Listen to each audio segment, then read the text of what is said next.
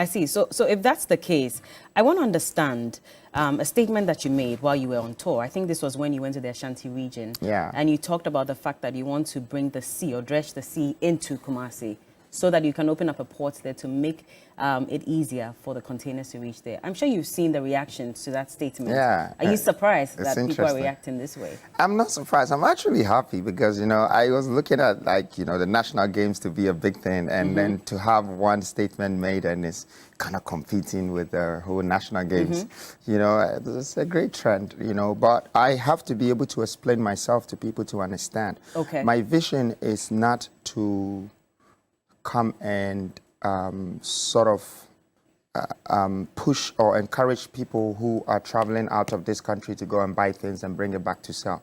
My vision is to bring industrialization into this country, and then after, let it become a template that African countries can also replicate, just to stabilize our economy. Now, if you're talking about industrialization, you're going to see that one of the main things that is needed is logistics. And logistically, our country has only roads to deal with. Yeah. When you go to anywhere in the world, Asia, Europe, everywhere, they have railways and they have the water bodies. Yeah. It's called water transportation. You have the ferries, you have the canals, and then besides the canals and the ferries are new cities that are coming up in areas where people are living. So for me, I looked at Ashanti region when I was there, since I do my research in almost every region. And I realized that, maybe 30% of the furnitures in this world has probably come from Ashanti timber. Yeah. How did they even get it out of that place? They must have been driving a lot of timber logs, tracks, and going up and down. And then you're talking of gold. We were at some point the second biggest gold producers, and I think the most gold comes from that sector. You're talking of farming. There's so much, and I like reading maps.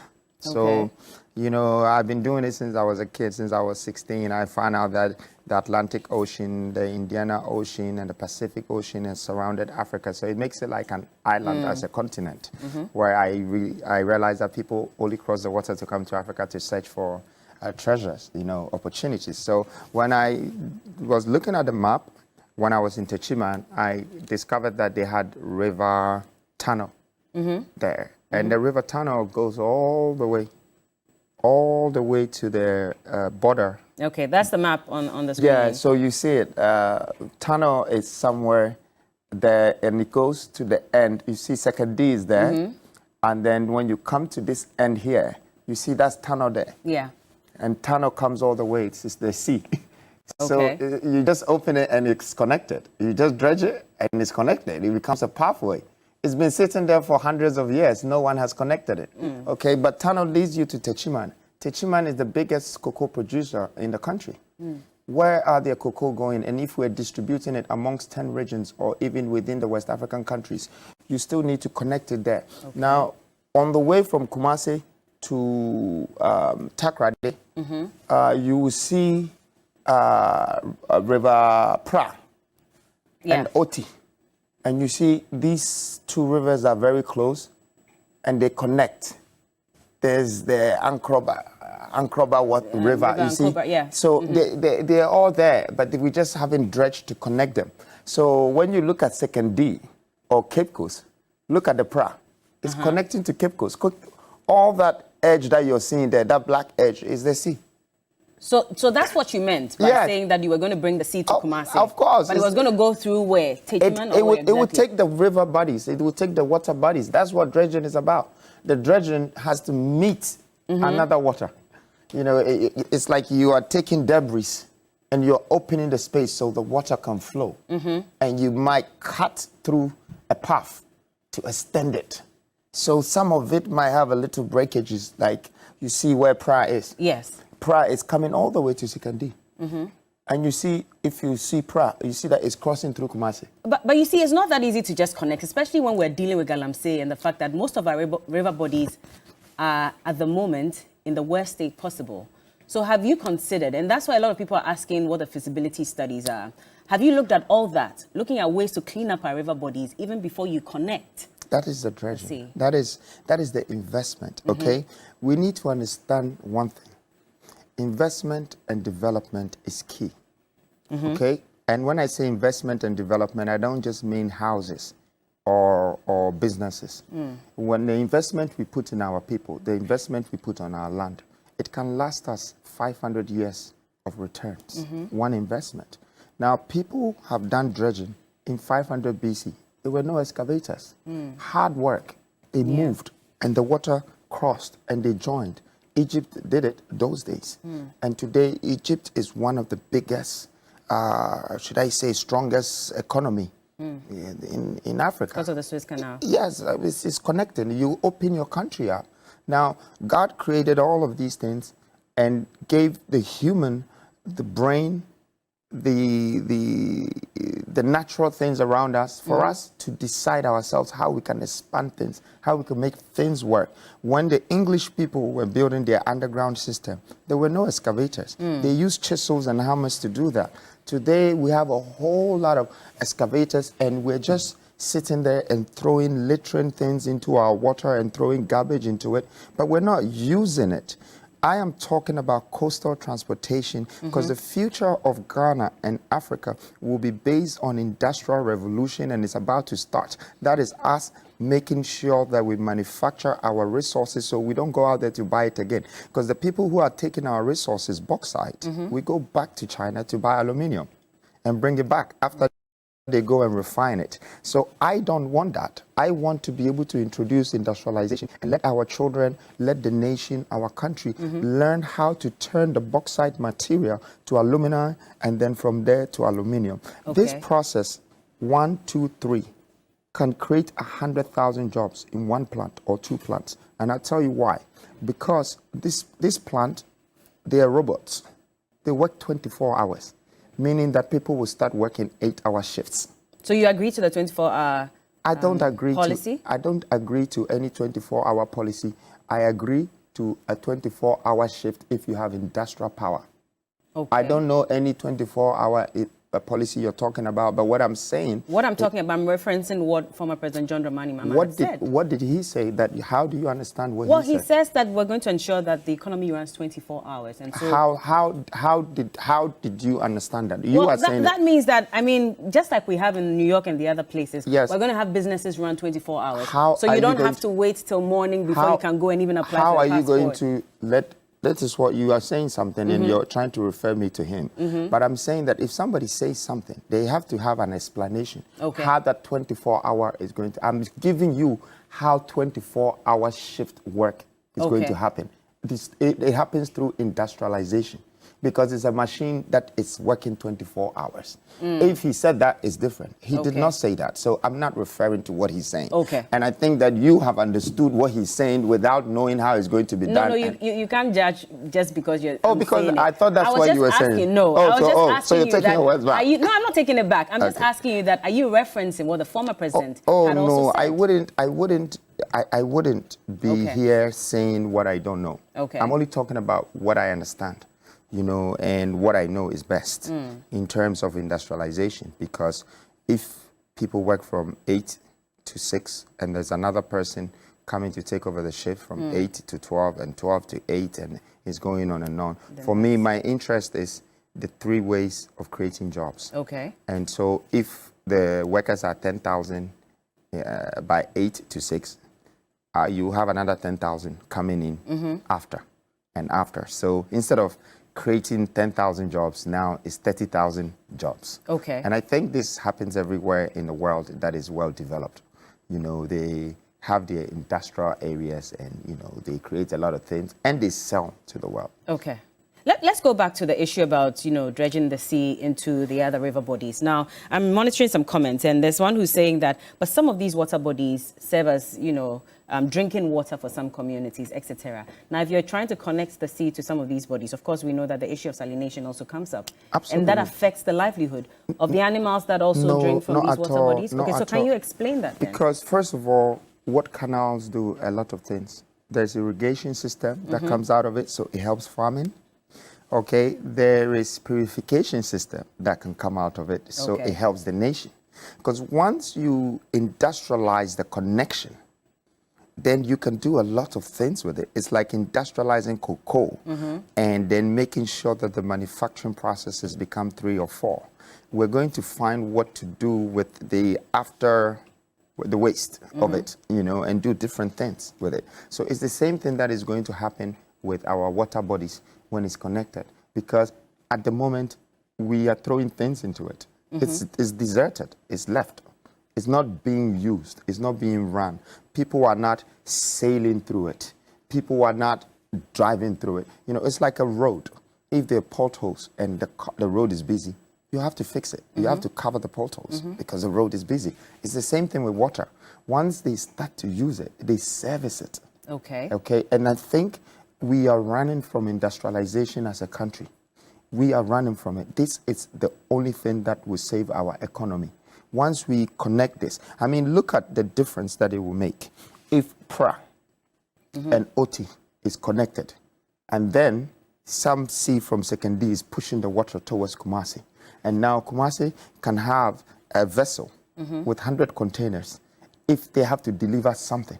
Can we see the map again? Yeah. Just so we have a better understanding for those of you who have just tuned in. So if you look at Kumasi, I mean, the water bodies, it goes all the way to Afram. But that means you're going to have to bring it somehow into Kumasi itself, which is what you had mentioned earlier, It's right? just connecting the waters. Look, my point is very simple, Bella. We have all these water bodies in this country. Not one of them have we connected. There is no water transportation in this country. I can give you a perfect example in Ada. The water is meeting the sea right in your face. Now, this water goes maybe 100 kilometers further. If there was any port right there in between the water and the sea, you have a huge power of transportation. That is, if on that water lane there is gold, there is oil, you can now start transporting it. But what it has become, it's become a residential use. You know, so there's no commercial or there's no industrial use for it. You know, there could be fishes, that could be our fishing area. So we don't import fishes anymore because now we industrialize the water. And there are lots of things going on. But today, you will see a few houses along the way and people just maybe cruising 1 or 2 boats on there. But I'm just saying that it meets the water. So there are lots of rivers in Ghana that is meeting. But it's going to pass through land. And that means having to break down some buildings? Because if you look at Kumasi, for example. There could be settlement. There is nothing wrong with regentrification. Okay. Gentrification, it's a must when you are developing a country. You need to regentrify some things. I mean, you're looking at a place like Nima in Accra.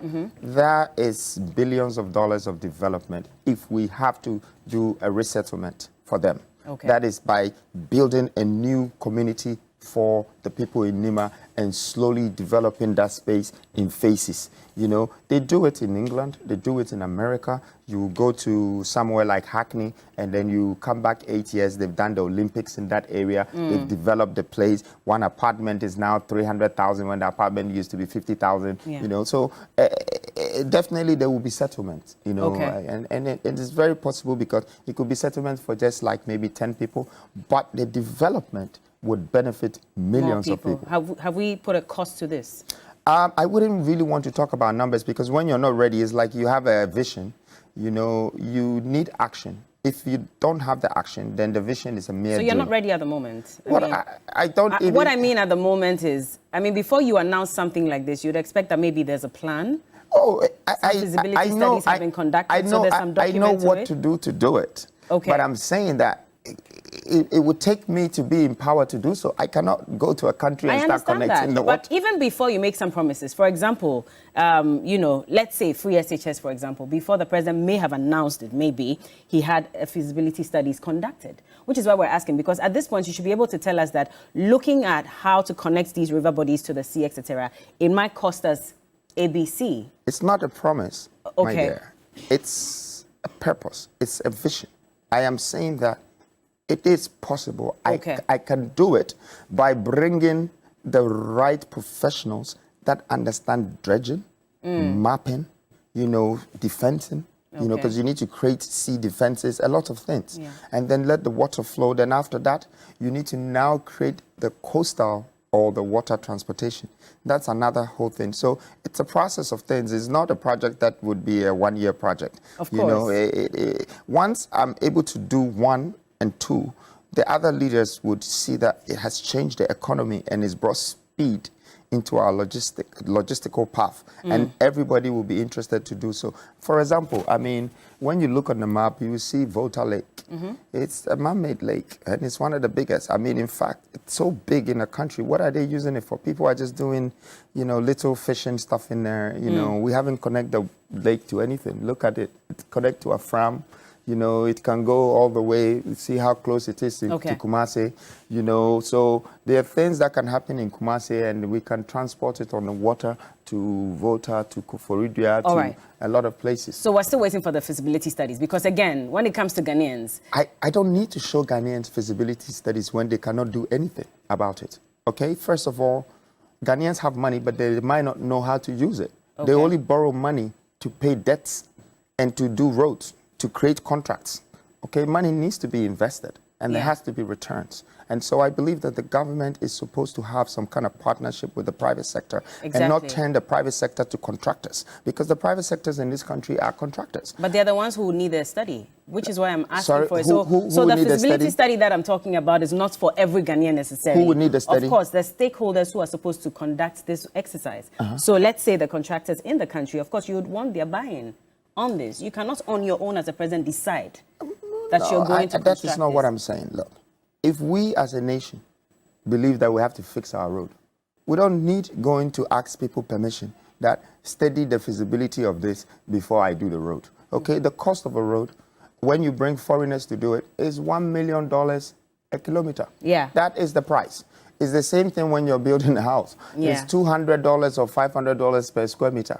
When you're dredging, it's going to come with the price. It could be 5,000, it could be 10,000 per a million meter, whatever it is. And then you have to see that, okay, I'm going to go at 148 kilometers or 200 kilometers and this and see the fence. So all of these things will come from like the design of it, the engineering of it. That's how you get the costing. But the idea now is there, and I want Ghanaians to understand that it is feasible. It's possible. It can happen, and it's happening in a lot of countries, and they're benefiting from it. Apart from everything I've said, with irrigation, with industrialization, with purification, all the shins, you also have tourism. Where people will be sailing on your water, and they're going to see parts of Ghana that you and I have never seen.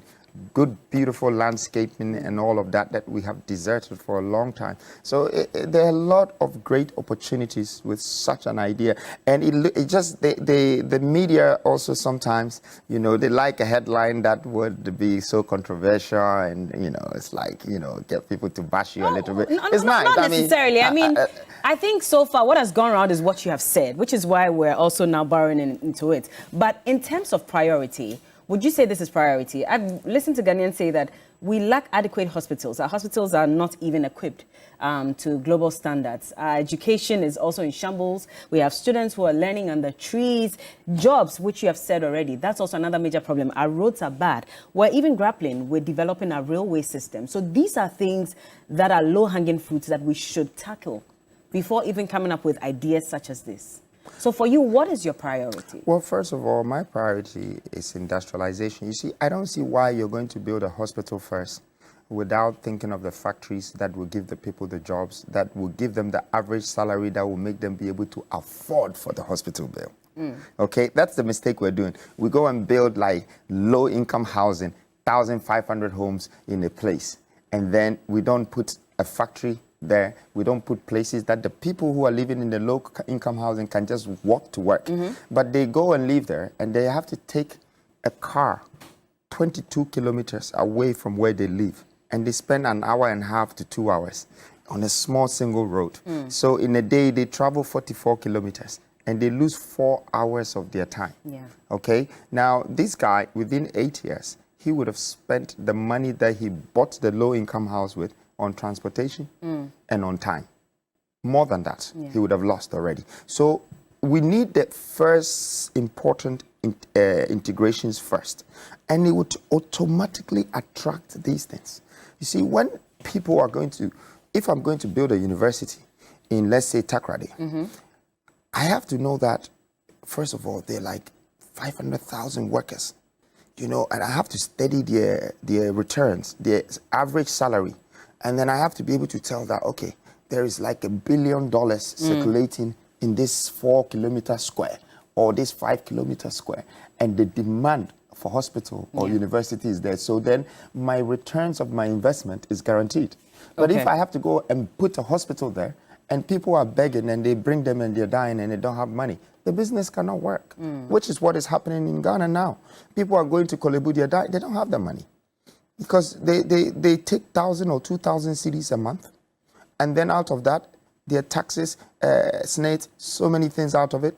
And then they have to pay their wife. They have to take care of 4 children. They have to pay their fees. These guys said, look, we're in trouble as a country. And I think it's because we're running away from the fact that we are not industrialized. Okay. We need to let whatever returns that is coming from the resources that we have circulate in our system and not go out of the system.